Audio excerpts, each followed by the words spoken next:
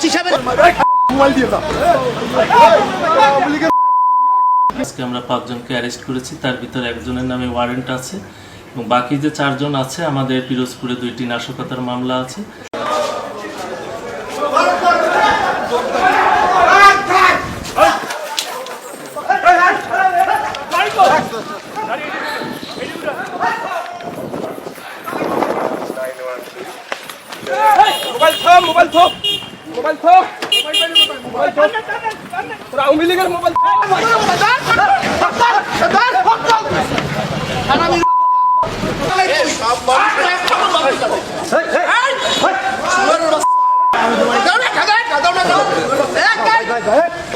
পুলিশের বাজারটা আছে যত ওসি সাহেবের মোবাইল দিয়ে দাও।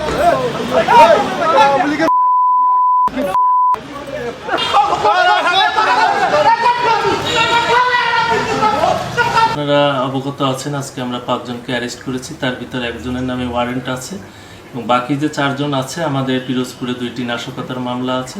সেই নাশকতার মামলায় তাদের সংশ্লিষ্টতা আছে বলে আমরা প্রাথমিক তদন্তে জেনেছি।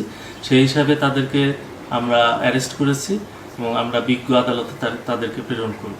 এটা আমরা তদন্তের সাথে এখন বলছি না, আমরা জিজ্ঞাসাবাদ করব, যদি পারি আমাদের তথ্য আমরা পেয়ে যাই তবে তাহলে আজকেই আমরা দিয়ে দেবো।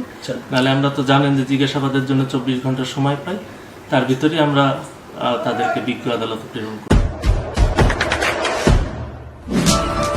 দেশে দেশে সবার সাথে দ্য নিউজ।